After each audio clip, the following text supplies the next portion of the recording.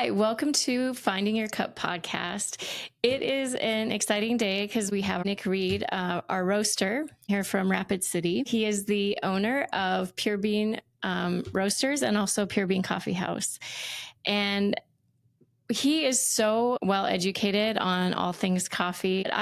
It's just a treat, actually, Nick, to have you on and be able to really hear the story from you. Yeah, it's good to be here. I'm glad to come and do the class and be on the podcast and all that stuff. Thanks for making the trip because it's about a 5-hour drive. Yeah, it's about that. Yeah. Yeah. So I just want to give a little backstory of how we got connected with Pure Bean. I always say that I feel like God's hand was in it because we were looking at a couple different options. Had actually never heard of Pure Bean before. Happened to be on a trip. My husband Troy and I and our girls were in Rapid City, and we like to try out independent coffee houses when we get a chance. And I'll never forget because is actually right before COVID shut everything down. Yep.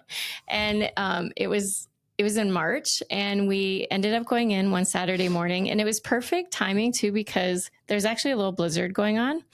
So it wasn't too busy. And kind of what I always do is I first order an Americano to kind of get the true flavor of the espresso. Right.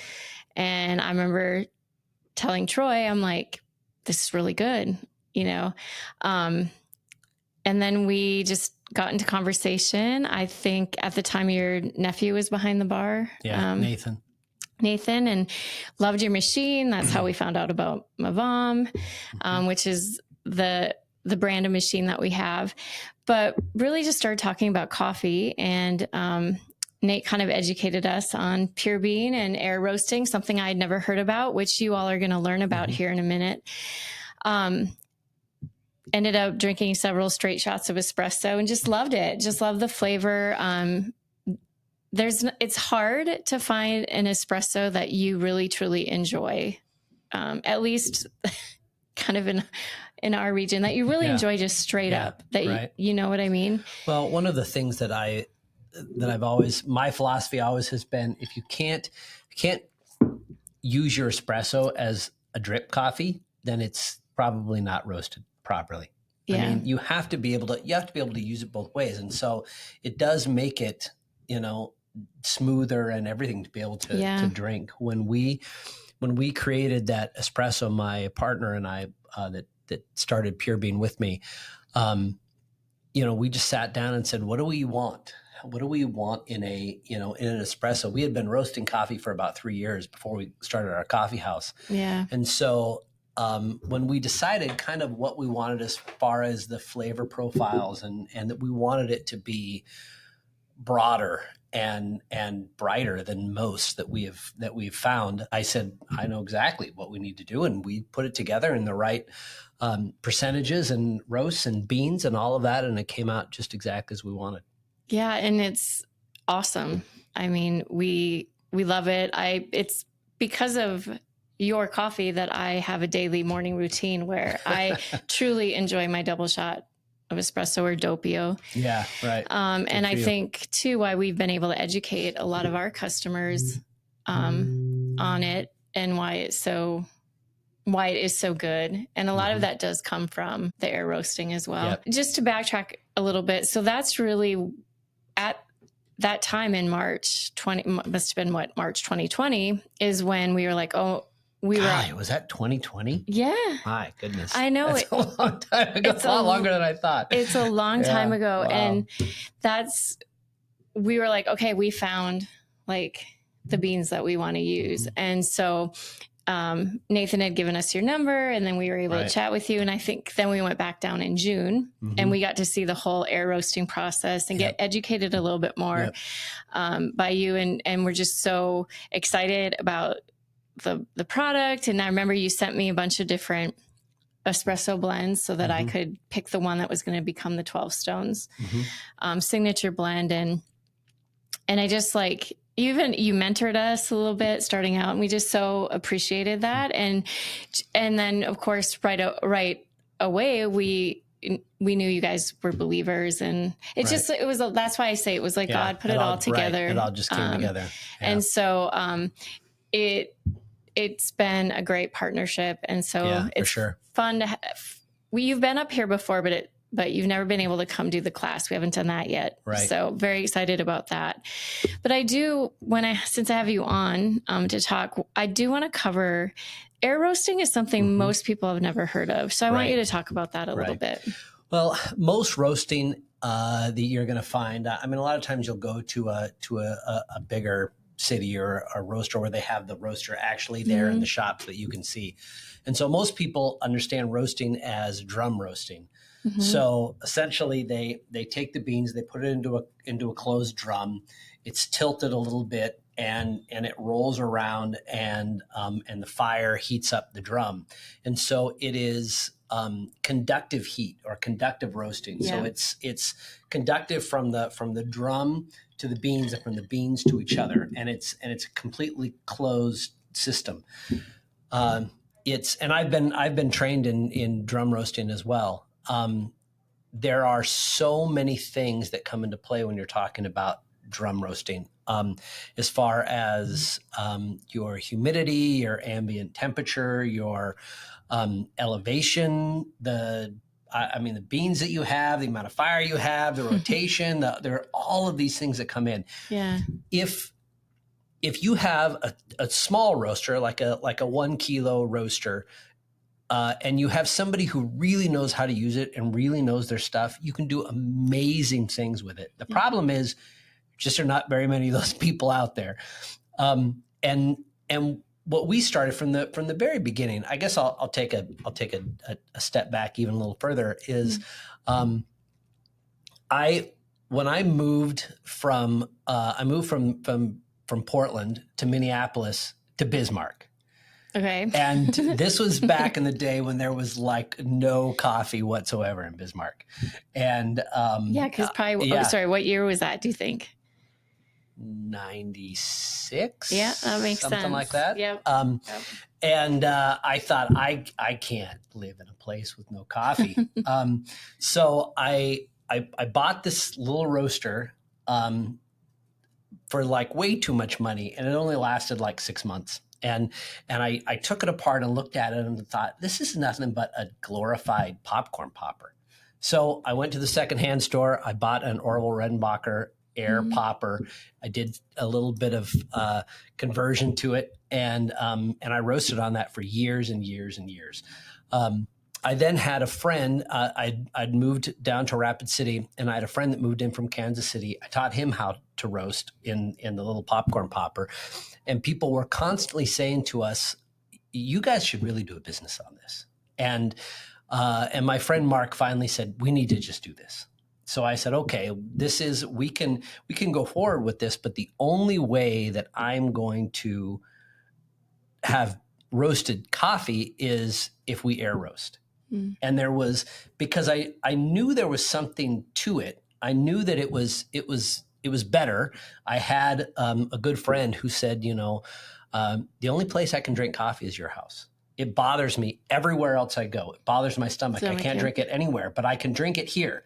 And I knew that's why it was, because it was the only methodology that was different. I didn't know then. I didn't know the science behind it like I do now. Yeah.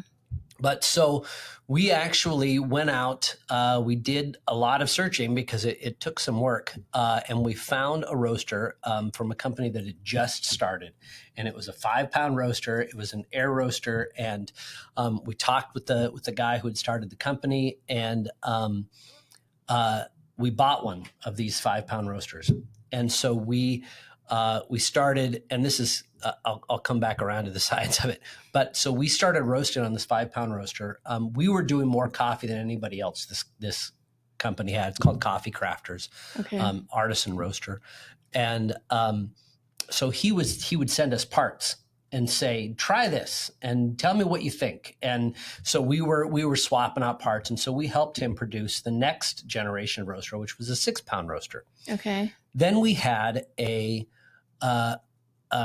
senior design team from the School of Mines, the engineering college where 2 blocks from there, came into the shop and said, we want to do our senior design project, something on coffee. And they said, what do you want? I said, I want a bigger roaster.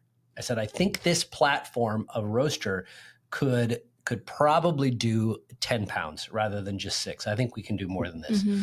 So we worked with this team. We taught them about roasting, about coffee. They worked with Ken Lathrop, the guy who owns Coffee Crafters, and they designed a 10-pound roaster. And Ken put them into production, and we bought 2 of them. And that's what we still use, is these 2 10-pound roasters. The big difference with, essentially air roasting is, they call it fluid bed roasting. Mm-hmm. So it is, I mean, it really is just a giant glorified popcorn popper. Really is all it is. That's funny.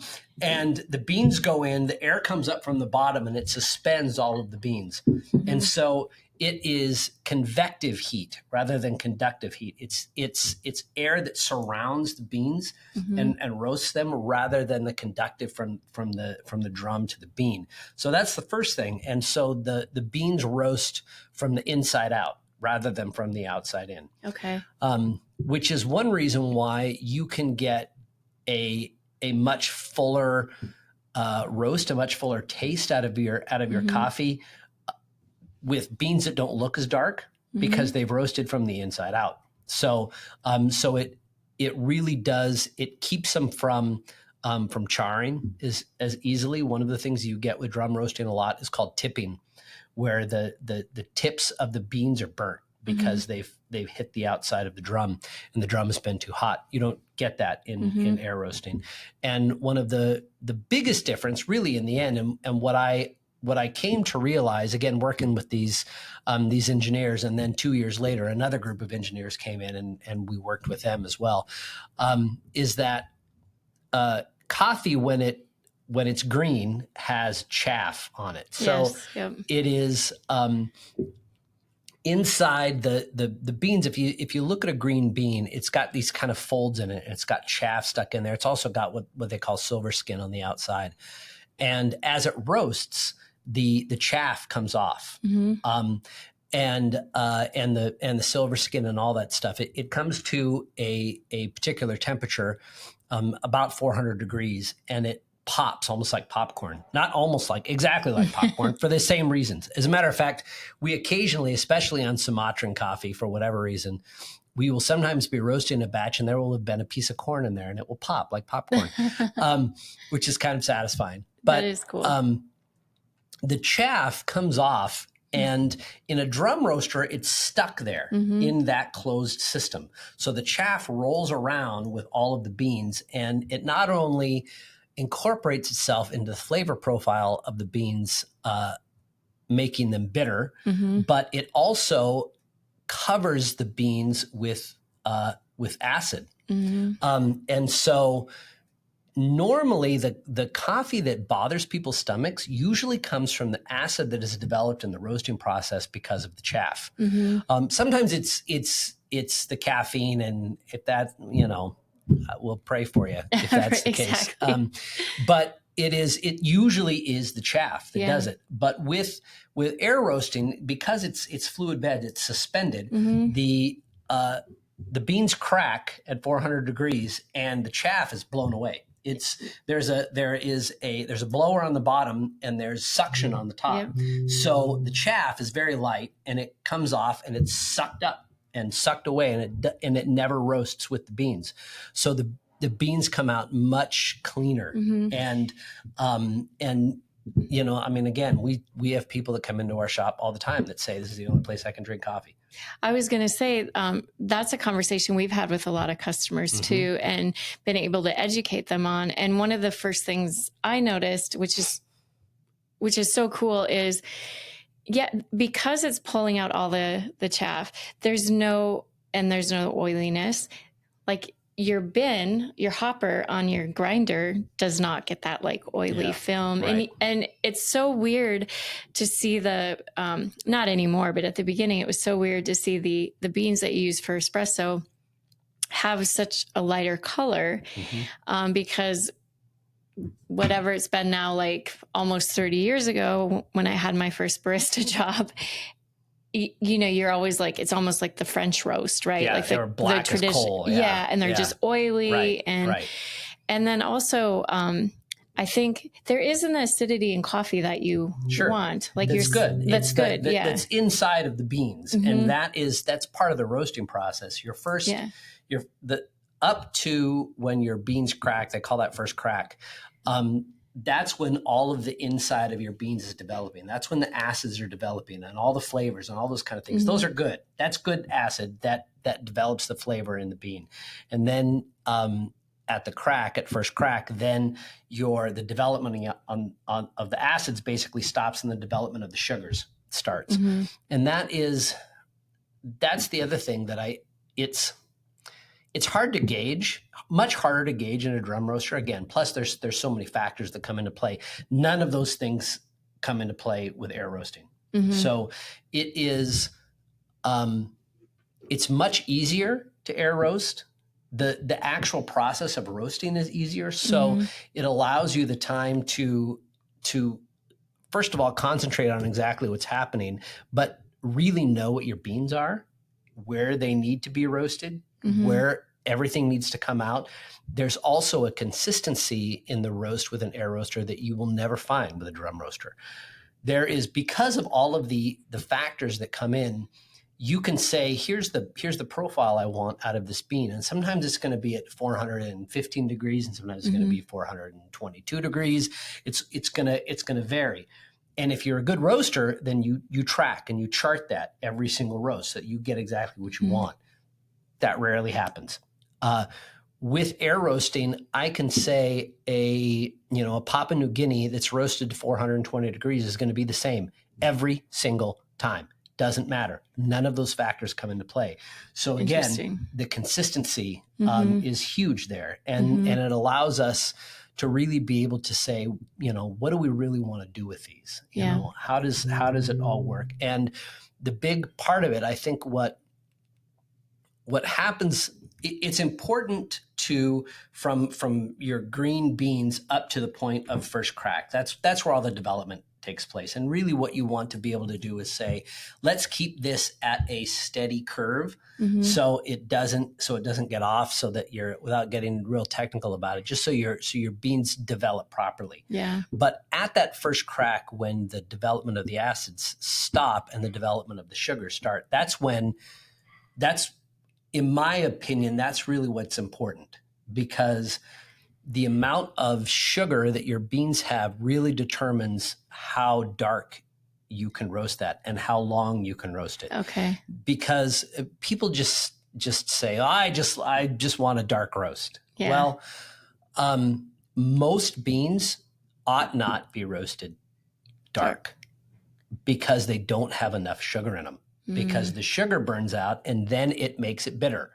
And so you have to know the beans that you're dealing with, the amount of sugar that they have in them, to be able to say, well, here's where I can take it. Here's how far I can take it. Okay. There are, the only beans that we would roast particularly dark that we generally carry would be the Papua New Guinea and the Ethiopia. Not Sumatra? Sumatra, we dark roast a Sumatra to put into blends, but I would never serve a straight dark roasted Sumatra. Okay. To me, it is, there comes a point where the sugar runs out on Sumatra and they char and get bitter very fast. Okay. And so if you go to a shop that has a dark roasted Sumatra, that tells me a lot about the shop without being too big a coffee snob, which I'm probably past already, but because it just tastes like an ashtray. Ooh, it gets so smoky. And that's why I like a dark roasted Sumatra in small amounts in certain blends, because I want that sort of smokiness in there, but I would never drink it straight, a dark roasted Sumatra at all. Okay. It's terrible. And most coffees, that one's particularly bad, just because it, again, without getting real technical, because of the way that it's processed, once the sugar runs out, it chars very fast. Okay, that makes sense. So But most beans have a point where you should stop, and we do. I mean, it's like, it's funny because we're shipping coffee literally all over the country from Maine to Hawaii, and the darkest blend, the darkest roasts that we have go to Maine. I remember, and the lightest ones go to Hawaii. And it's funny, as you go from east to west, it gets lighter and lighter and lighter and lighter all the way over. And here in the Midwest, generally people like something, again, sort of in the middle, which is good. I think I remember you saying that only 10% of roasted coffee is air roasted. Is that correct? I would say it's probably a lot less than that. Really? I would say it's probably more like 2%. So my question is like, why? Because it is like less acidic. I mean, because the coffee industry does not change. We do it this way because doggone it, this is the way we do it. And that really is it. It really doesn't have anything to do with anything other than this is the way we've always done it. And that really is the coffee industry, especially in this country. It's funny because the place in the world where all the innovation is happening is in Australia, where they've barely been drinking coffee. Really? Yeah, they're not so set in their ways that they want all the cool stuff. That's where Mavam actually started. Their first couple machines went to Australia. That's interesting. Because they were so cutting edge, and people were like, yeah, but that's not the way we do it. Yeah. And that's really it. It is. I went to a farm in Colombia. I went with a group of people, and there was a bunch of roasters that were there, and there was a guy who was a roaster from Portland who I instantly disliked, and we were talking, and he said, "So, what do you roast on?" And I said, "Oh, we air roast."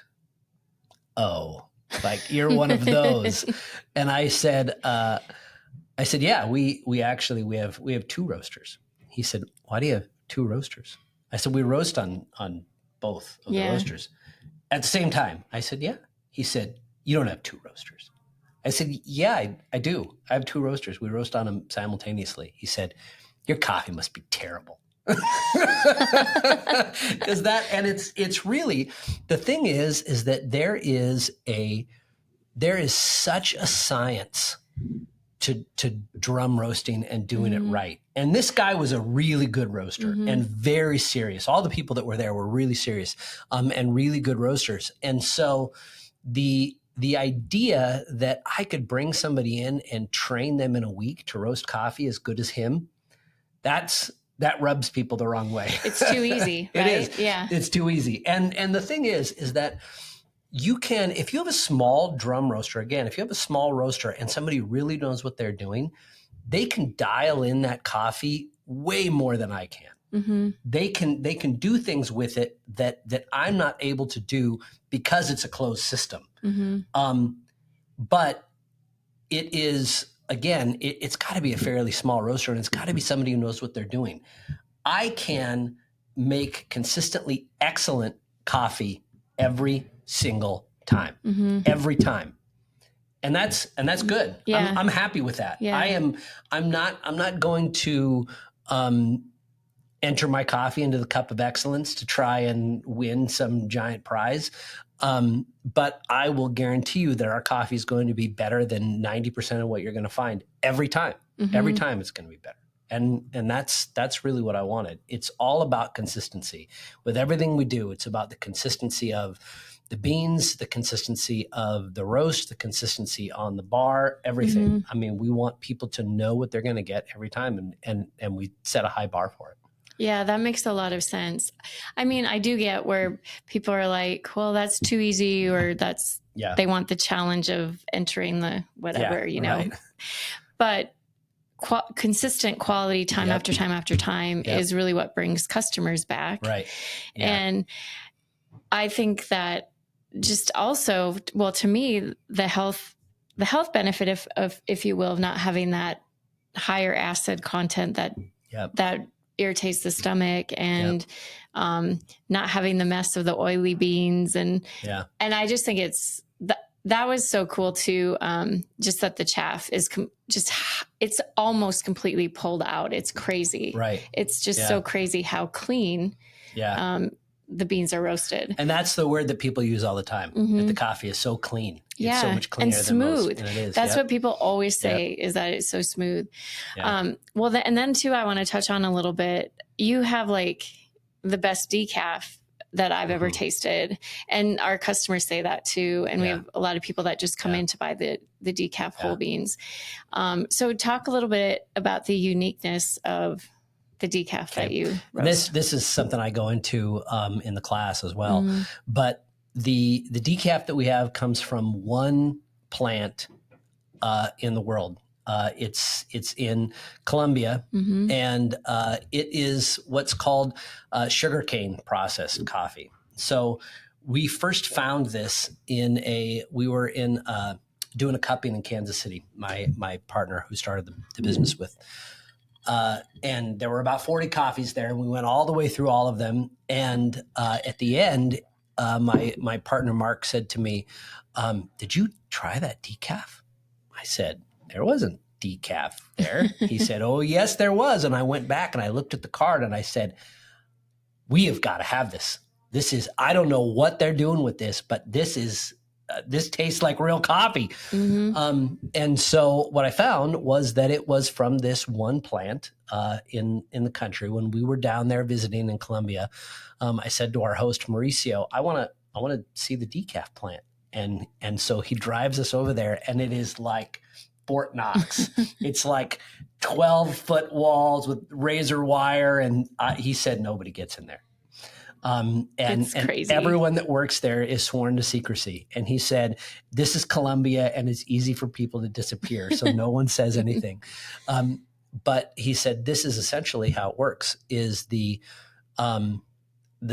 coffee is cold soaked in sugarcane molasses. And sugarcane molasses has a chemical in it that draws the caffeine out of the beans without having to boil them or heat them up or break it all down with chemicals, which is, anything you get in the grocery store. You buy coffee in a can. It has been it's been chemically broken down, which is why, of course, it tastes like chemicals.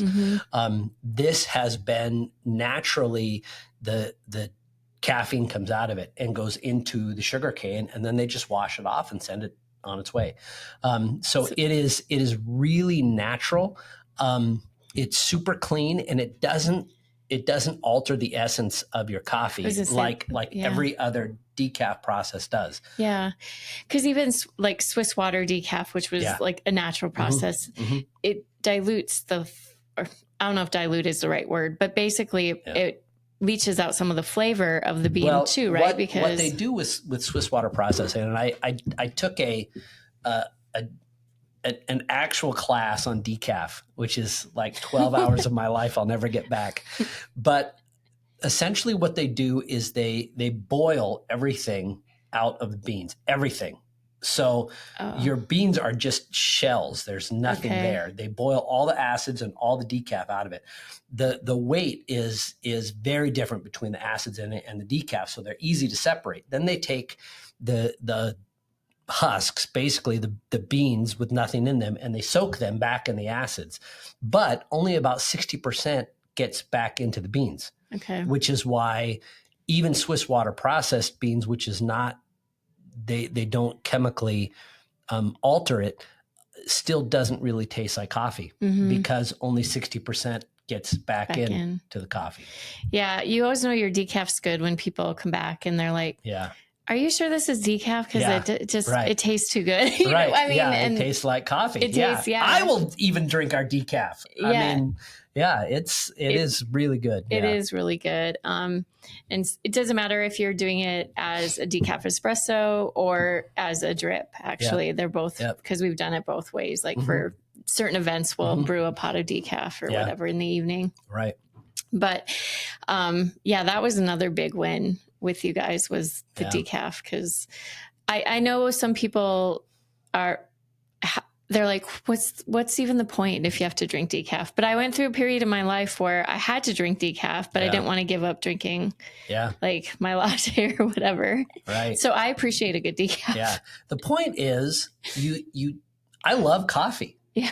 I mean, it's like, I don't drink coffee because it has caffeine in it. That's just kind of an added bonus. Yeah. I love coffee. Yeah. So, I mean, it really is, if it doesn't have caffeine in it and it tastes like coffee, I'll drink it. I'm fine with that. Yeah. Yeah. Same here. Well, I would say the sourcing, I think we had talked about. Yes. I want to talk about the sourcing. Yeah. The big thing with coffee, and one of the things that I love about it, is I've done a lot of work, a lot of missions work, a lot of humanitarian work in third world countries. And that is virtually exclusively where coffee is grown. I mean, I would say Brazil and Colombia are the exceptions to that, but even they are, it's largely second world in a lot of where they grow the coffee. And so the sourcing of the beans is extremely important because it is very labor intensive. It's in third world countries. It's easy for the people to be taken advantage of. And it's easy to take shortcuts, and to spray everything or to mechanically harvest and all of those kind of things. And so the sourcing is a big deal. I mean, the people that I work with, the people that I want to help, are the people that are out there picking and processing the coffee. I mean, that's a big deal to me. So, we're very serious about knowing where our coffee comes from. Some of it comes from people that I know. If I don't know the farmer, somebody I know has to know them. Yeah. And one of the relationships that I developed, I'm a Q processor, which means that I am from the Specialty Coffee Association and the Quality Control Association. I can essentially judge from dirt to bag. Yeah, I mean, I can tell you as far as the planting, the harvesting, the processing, the drying, all those kind of things. So when I was getting my certification to become a Q processor down in Brazil, I met a guy who was from Ethiopia. And I said to him, I really need to be able to make a better connection into Ethiopia, because there are so few farms that I know are really good, that I know I want to buy from. And it's hard to get them. Sometimes there are times when it's difficult to get from those farms. And this guy was sort of a pioneer in Ethiopia in that he started independent farms in Ethiopia. There was a point not long ago when all of the coffee was owned by the government and controlled by the government. And so everybody, all the farmers had to take all of their coffee to the government plant, and the plant would do the processing. They would pay them. They would do all that stuff. This guy said, that's not right. We need to be able to do this independently. So he started to put together these co-ops to do it outside of the government. Got a lot of pushback and a lot of threats, and they said, we're not going anywhere. And the government finally said, okay, fine, and let him do it. So if there comes a point where a farm that I know is not able to give me something, I will, and I find another one, I'll contact him and say, okay, tell me about these farmers, tell me about this farm. And most of the time he says, yeah, these I know who they are, and they're good people, and they do a good job, and their coffee's good. But there have been a few times when he said, I wouldn't buy coffee from this guy. It is, the coffee might be good, but he's not, and his farm's not good. And that's important. That means a lot to me, to know that that all of our coffee comes from a place that I will stand behind. And that's one of the things too that we loved, because we knew that how carefully that you source everything. And just what you just said is that you either knew them personally or knew somebody that, you trusted Right. that knew them. Yeah.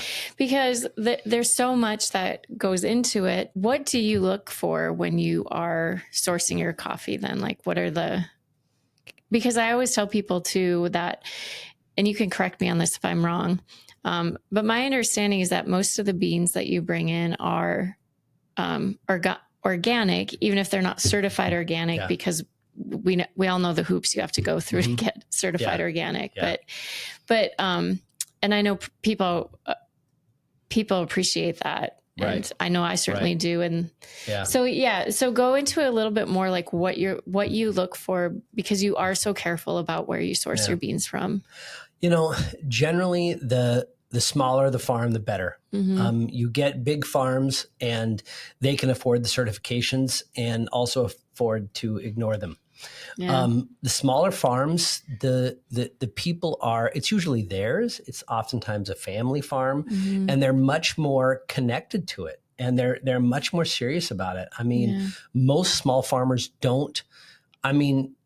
don't want to spray their farms with chemicals because their houses are sitting in the middle of them. And that really makes a big difference. I had at this farm where I brought back the coffee from Koraput, India. We were walking around through the coffee plants, and there were these giant spiders all over it. They were huge, and my friend Sujay, who owns the farm, said, "Oh, I'm sorry for all the spiders." I said, "No." I said, "I love the spiders because if you were spraying this field, there would be no spiders. There would be nothing." It's like what I want to see when I'm out on a farm is I want to see ants and spiders and birds and all those things, because that tells me that they take care of their plants. They don't spray them. At one point on this farm, there was a couple of plants that had what they call leaf rust, which is one of the big major disease that attacks and kills coffee. I've heard of that. And he had it sort of cleared out and kind of a ditch around these plants. And again, we walked by him and he said, "Oh, I'm sorry, these have leaf rust." And I said, "No, it doesn't bother me to see these, because again, I know you're not spraying the plants. You're doing exactly what you ought to, which is clear around them, keep them away from the other plants, and just let them die. And don't try and spray everything. Just keep them away from everything else." And that's a big deal. And the certifications for those things come up, so rarely that in between time, farmers can do whatever they want, and they do. And again, it is, not to demonize the big farms and the big farmers, but that's where it happens. That's where it goes. You're just talking about trying to be as efficient as you can, and there's a lot of loopholes. There's a lot of ways to get around that. I talk about that in the class too. That was really interesting. About just ways to get around those certifications, for sure. You talked a little bit about India, and can you tell a little bit about the story there, how you got into India? And I think, because isn't that where you're connected with an orphanage? Yeah. And how you helped the farmers there develop their coffee. So that is an ongoing process, for sure. I've been working there at an orphanage in a town called Rajamundry, on the east side, near the East Coast, near the Indian Ocean in India. It's really come a long way since I first started going there about 15 years ago. But it was when I started, it was really just like a village of 1 million people. A million people, which is kind of the way it goes in India. Right. But they care for orphans and widows and lepers, and they do just amazing, incredible work there. And about 5 years ago, my friend Babu, who helps run it, said to me, "My cousin is working with these rural farmers that are about 150 kilometers north of here, and she said they're growing coffee." And I said, "No, they aren't. Can't grow coffee there. It's not the right climate. It's not the right soil. There's no way. All the coffee, there's really good coffee in India, but it's all way in the south." Okay. I said, there's no coffee in this part of India. And he said, well, she says they are. So on my next trip, we actually went up there, and it's a section of India called East Ghats. And it reminds me a lot of the Black Hills. It's close to the same size as the Black Hills. And it's just kind of out there, like on the Serengeti, you've got this little spot with these hills. And so you've got elevation, which you generally need to grow coffee. But the bigger thing that they have is they have these forests of these very tall trees with a really thick canopy. Mm-hmm. So they're able to grow coffee underneath all of these trees. And they've only really been growing coffee there for about 25 years because it was essentially a welfare program from the country of India. They went in there and said, we think you can grow coffee here. So if you grow it, we'll buy it. And so that's essentially what they've done. The government buys the coffee from them for next to nothing, and then just disposes of it, as far as I can tell, because people in India don't drink coffee. It's tea, right? Yes, it's all tea. It's all chai. And these are villages that this is the land that time forgot. I mean, it is literally like no electricity, no running water, no roads, no schools, nothing. I mean, a lot of these villages you have to like hike up into. And in every one of them, I was the first white person they'd ever seen. Wow. And so they didn't understand really what they had. I mean, all they understood was we grow this stuff, we put it in the ox cart, we take it to the road, the government truck comes by and they buy it. Mm-hmm. But they didn't have any understanding at all how valuable the commodity could be. And they were all very good farmers. So they would grow beautiful plants and beautiful coffee, and they would have beautiful coffee berries, but they didn't know anything past that. They didn't really understand harvesting, and they didn't understand processing really at all. And so that was really, I mean, trying to work with them and get them to understand that there's a world out there that wants good coffee, and that they have a valuable commodity in their hands if they do it right. Yeah. And so that's where my friend Sujay there in Koraput has a pretty big farm. He's an amazing guy, and he's extremely connected in the government and all kinds of things. And he just sort of has this farm because it's his family's, and he likes it. He loves coffee and he loves doing it, but he really has a heart to be able to help the villagers and all of the rural farmers out there. And so that really has been working with him to say, okay, what we're going to do is we're going to raise your game to the point where you can be an example, where you can bring in these villagers and say, this is how you do it. This is how you process things. This is how we go about it. Here's some special things that they can do. Anaerobic processing, it's called, which is amazing stuff that he's doing that nobody in India is doing. So that's really cool to be able to continue to push on that. I got a metric ton out of there from Sujay, 2,200 pounds a few years ago, and it was absolute nightmare. Just trying to get it out of Koraput into civilization was a gigantic challenge. And then to get it from there to the US with somebody who knew what they were doing. And it was, it's a complicated process. And that was, it's partly my fault because I was just faking it because I've not directly imported coffee. Yeah. Like that. I have importers that I work with in the country.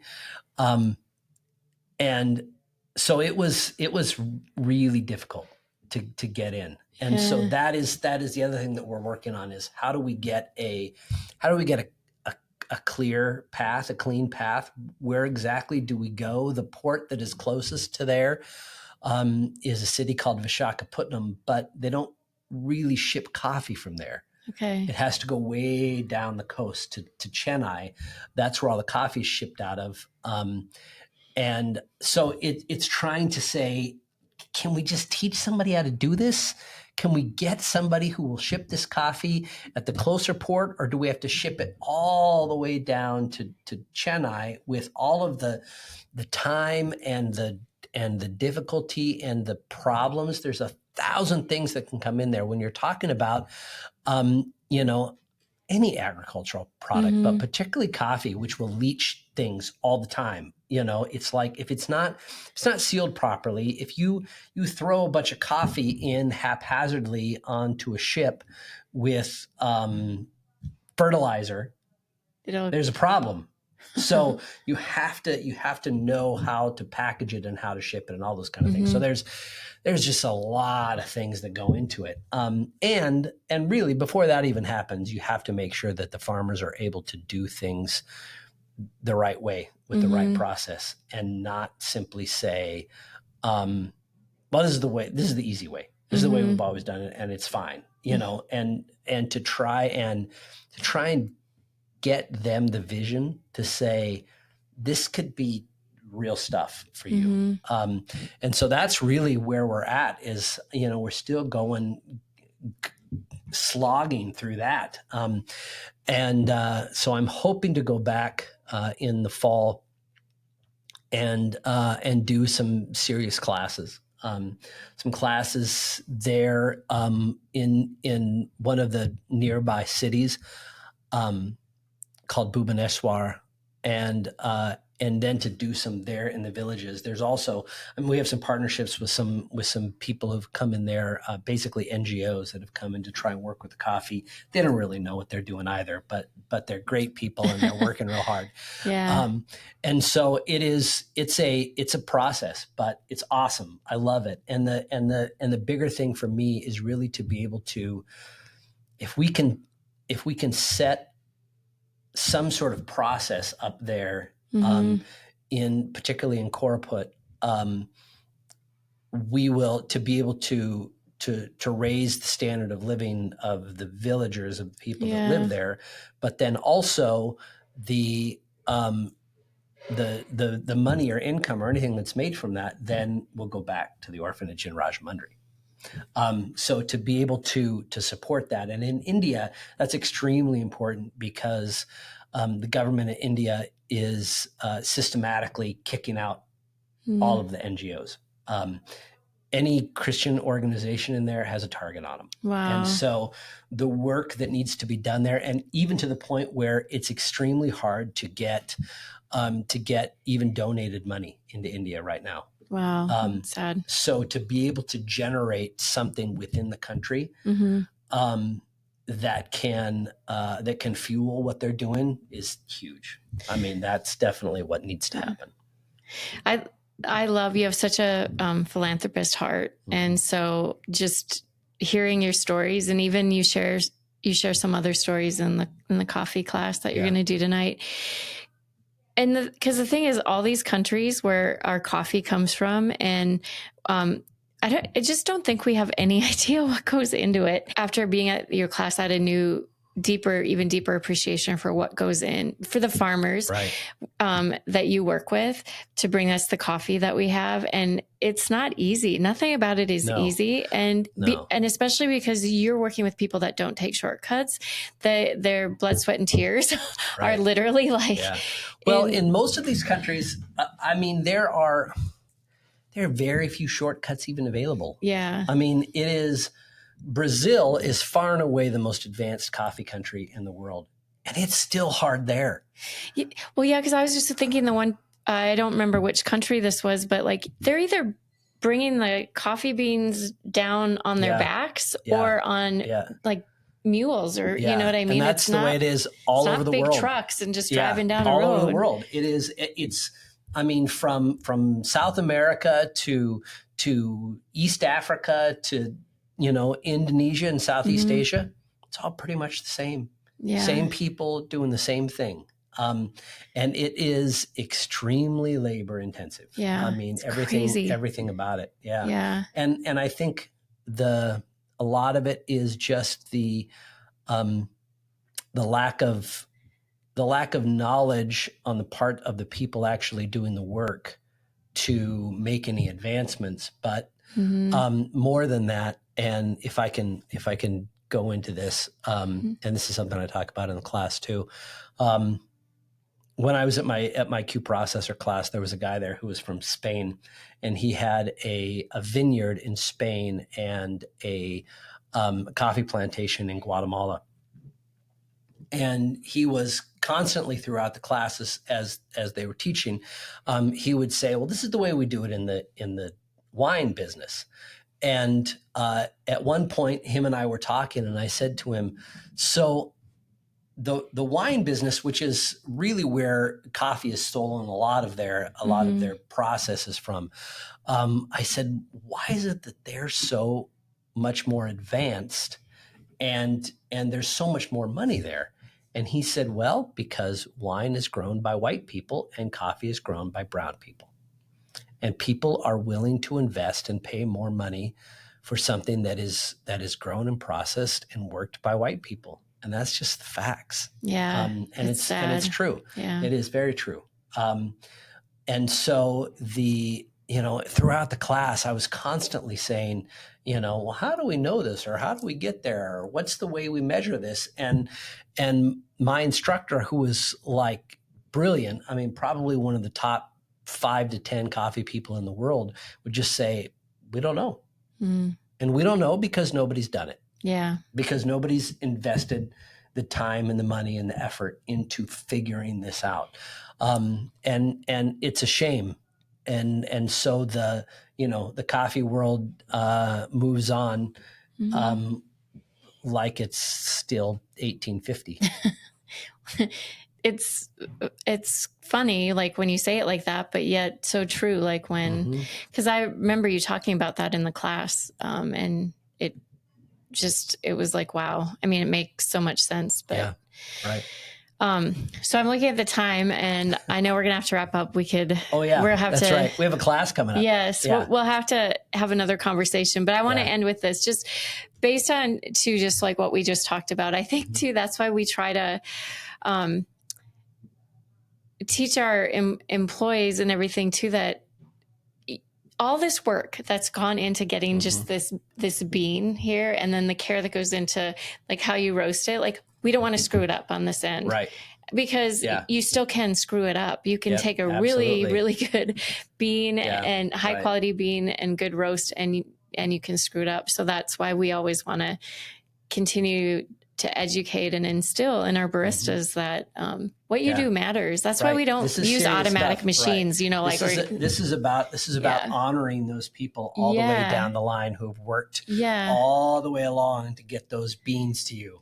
It is a big deal. Yeah, it is. It is really about honoring that. So, so I love being educated, like, and getting a greater understanding. And I think too, that's why just you're a good storyteller.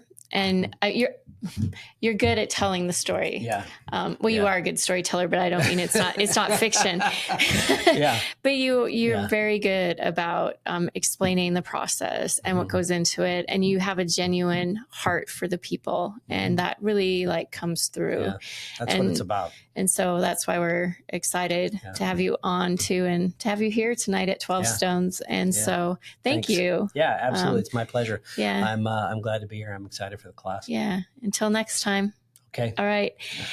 Thanks for joining us. And thanks for watching Finding Your Cup. Wow, I got to get the title right. No, we'll see you later.